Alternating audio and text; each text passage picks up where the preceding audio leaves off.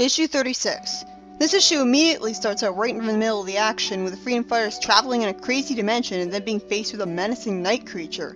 And I checked, and I didn't skip any issues before this. The Knuckles miniseries is after this. So, huh?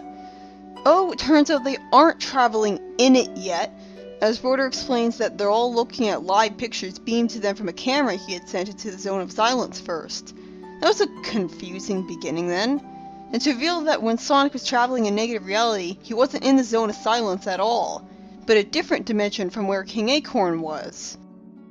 Then Rotor uses another invention to discover that the magnetic fields of Robotropolis are off the dial, and Eggman is playing around with some serious power. Like Chaos Emeralds? How is this new?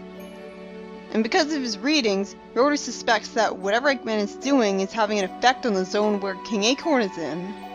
Sonic rushes into Eggman's base and ties up Snively before he's about to do something. By the way, I just yesterday heard that apparently Snively's name is actually pronounced Snively, which is a fucking stupid pronunciation that I'm just never going to use. It sounds like he has a cold, and he has the sniffles. So I'm gonna keep calling him Snively because that's what I'm used to, and besides, it sounds more evil, and it's a part of my identity as someone who didn't grow up watching Sadie M and whatnot, who logically would have not heard his name actually spoken. From the outsider's perspective, that's probably what one would assume he's called. So fuck it, I'm making it my trademark. He's Snively. Anyways, Eggman yells at Sonic for what he's done, and after missing a shot at him, he sees Sonic cause his machine to explode. Unfortunately, what Robotnik was in the middle of doing was trying to save his world. So this was a Lost World Sonic kicks the conch away scenario, which I saw coming the minute Robotnik told him, "Do you know what you've done?" I like this because it makes perfect sense that someone as quick acting as Sonic would make that mistake, and even more sense that someone of his ego would just argue with Eggman instead of blaming himself and feeling terrible for it. Why did Eggman call himself a benevolent ruler when he's portrayed as being somehow knowingly evil and proud of it? Anyways, Eggman tells a story about right before he came to power. Good, more backstory on him. I'm guessing this won't explain why he's evil though, because fuck priorities. He says he had been examining what was left to him by his mentor and says that Kudos was just about to overthrow the king when he had disappeared. His mentor was a guy named Kudos? Or Kodos, I guess? Well, it makes more sense than Uncle Chuck being the mentor. Kudos had to develop some things for keeping law and order over people, which Eggman took advantage of. One of which was the Zone of Silence, which he trapped the king in, instead of roboticizing him or killing him. And then an interesting revelation is made that the zone was actually more like a force of nature that would keep on growing, merging with whatever existed around it on different energy levels, and had tried to suck everyone in like a black hole. This is a lot more interesting than it just being a portal to another dimension, that's it. His photon cannon would only thwart its attempt for as long as it kept working. Eggman naturally decided that he must destroy the zone before it would consume and devour Mobius. Honestly, I like this. The shoot the dog to do the right thing situation that Eggman would naturally go for if he was even doing the right thing at all. It's kind of confusing how Snively says, "But what about the king?" as if he's concerned about the person he just gladly helped to overthrow. But I do like the idea that he used to be more innocent until years of working with Eggman made him apathetic and selfish and corrupted him until he was just as much of a monster as Eggman. So, why is it that only now is Eggman trying to destroy the Zone of Silence if he's had it and worried about it for such a long time? After Eggman sends Sonic away to do the dirty work for him without him knowing it, we see Sonic with the freedom fighters in front of a device, and Rotor says it's an energy inhibitor which should only be used as a last resort for some reason. Sonic recommends that they don't use it at all.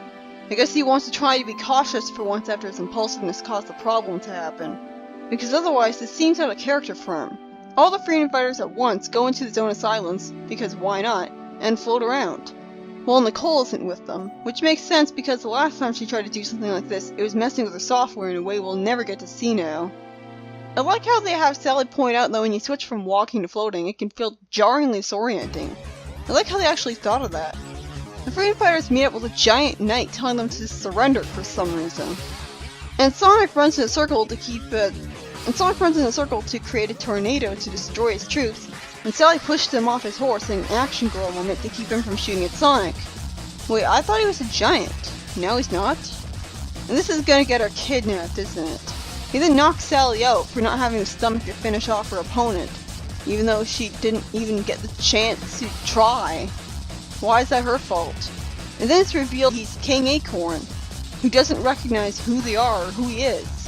In desperation, Sonic, I guess he used the energy inhibitor? He clicked open something, saving the Freedom Fighters from the Zone of Silence after he grabbed a lifeline shot by Rotor. Sonic shows up in front of Rotor while helping a dazed Sally stand, but King Acorn is still trapped in the Zone of Silence. And the story just ends right then and there, to be continued later. This was certainly an interesting story. And the next story has Knuckles continue where he left off, telling us about Dimitri's origin. We see Dimitri saying that conquering the world for no reason at all wouldn't have been worth the effort without those who had tried to thwart him in attendance. I see he's a James Bond villain, I assume. And we get a stupid line that the elite deemed the Chaos Siphon was too dangerous, but the facts have proven me right. It was blatantly obvious that it was dangerous, because him using it led to very bad things, including him having very dangerous powers to begin with. How delusional is he?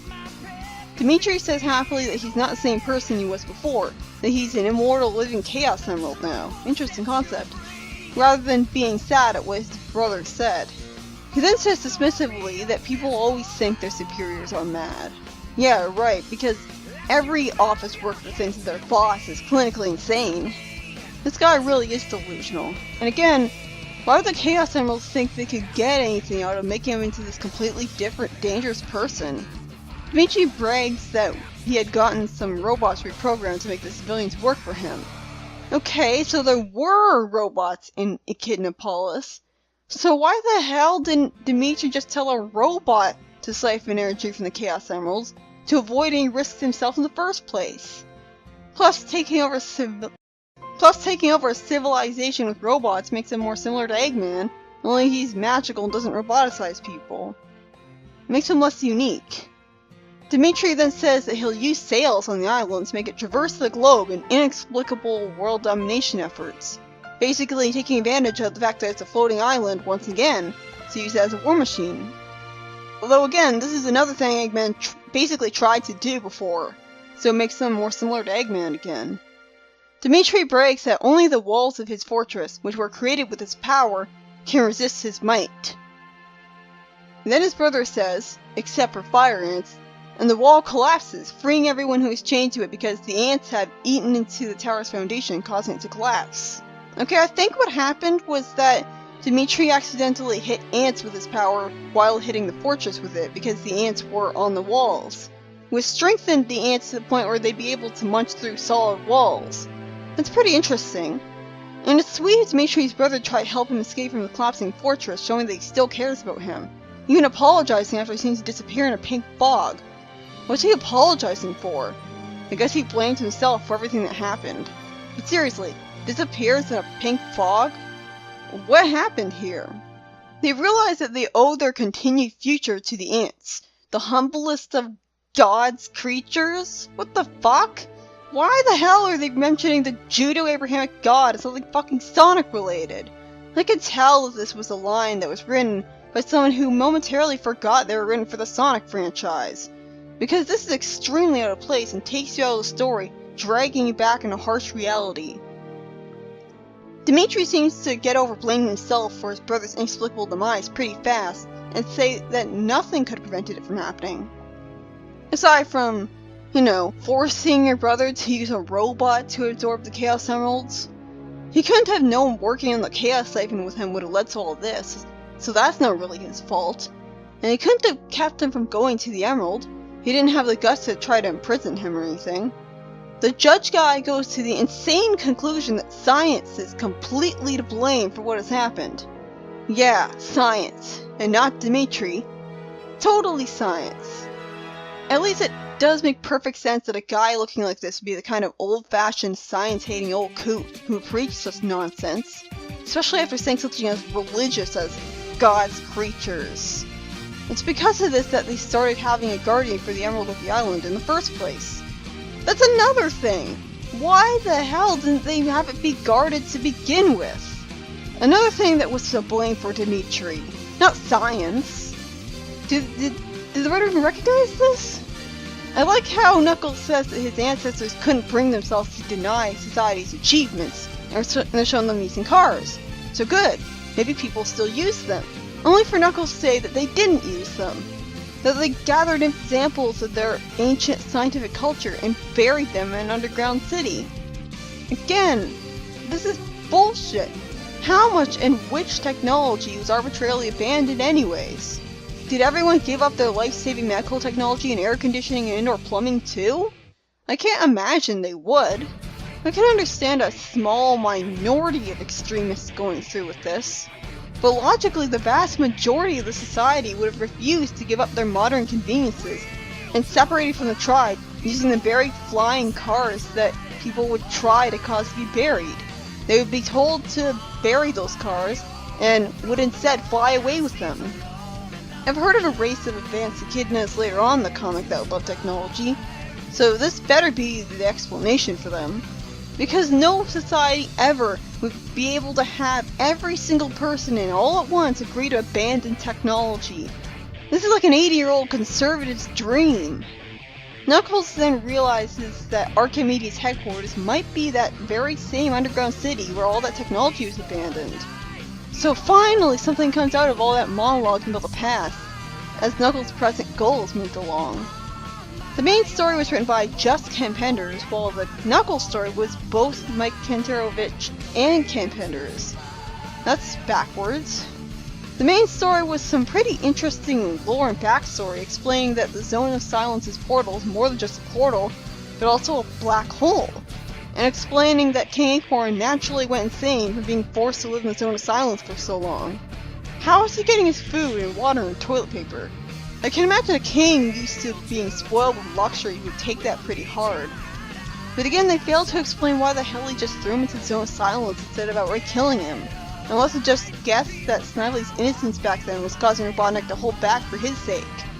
I like the story though, I can't wait to see it resolved. But the Knuckles story was just frustrating. While it did teach us some new information, showing us Dimitri's inexplicable evil plot, it just had Dimitri magically poof out of existence in the laziest Deus Ex Machina ever. At least that's what it looked like anyways. So that wasn't a very satisfying ending. And again, I'm really expected to believe all echidnas were perfectly fine abandoning all technology. Was it really all technology? And was it really all echidnas? Well, they never explicitly stated it was all of the echidnas, but it implied it at the time. At least Knuckles finally figures out where he needed to go to save his friends, but still, I'm not disappointed. Next up is the infamous Knuckles miniseries. And again, I didn't think the previous miniseries was the worst thing ever. I'm interested to see what that'll be like, at least.